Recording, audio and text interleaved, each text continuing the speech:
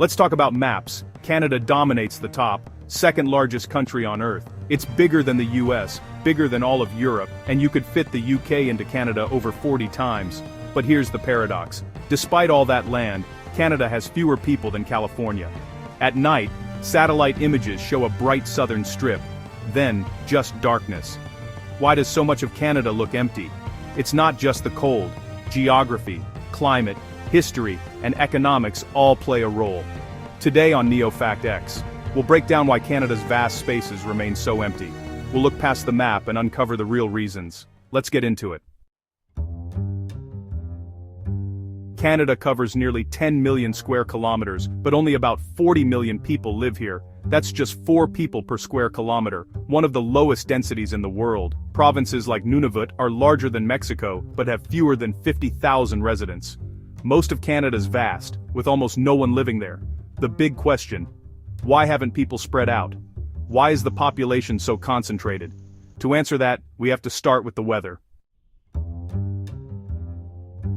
Canada's cold isn't just a few chilly months, it's brutal, with winters plunging to minus 40 or 50 Celsius. In places like Yellowknife, winter dominates most of the year. Half the country sits on permafrost, ground frozen solid year-round. Building anything here is a challenge. Shifting ground cracks buildings, warps roads, and makes infrastructure expensive. The climate isn't just uncomfortable, it's a massive barrier to settlement. That's why most people never venture far north. Even if you could handle the cold, the land itself is tough. Nearly half of Canada is the Canadian Shield. Ancient rock, thin soil, and endless lakes. Agriculture is nearly impossible here. You can't grow crops on bare rock. The rest of the country has mountains, dense forests, and millions of lakes. Beautiful, but hard to build on. Very little of Canada is flat, fertile, or easy to develop. The land itself limits where people can live. So, where do Canadians live? Almost all, about 80–90%, live within 100 miles of the US border. This southern strip is where you'll find every major city, from Vancouver to Montreal. The climate here is milder, with longer growing seasons and better farmland. Proximity to the US means easier trade and shared infrastructure. Cities grew, attracted more people, and reinforced this southern concentration. It became a self-perpetuating cycle. Building in the south just made sense. Building a city in the north would cost a fortune.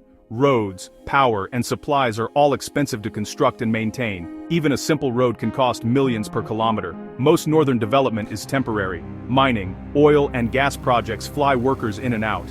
There's no economic reason for millions to move north.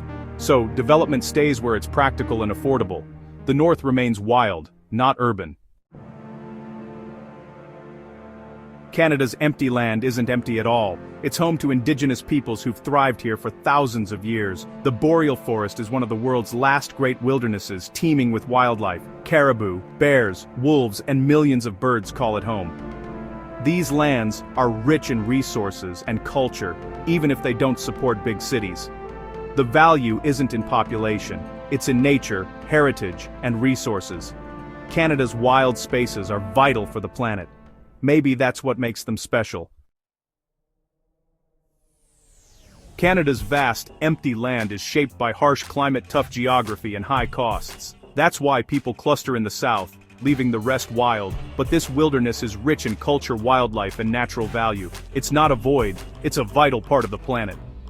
In a crowded world, Canada's vastness is unique.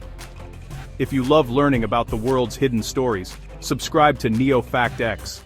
Thanks for watching. Stay curious.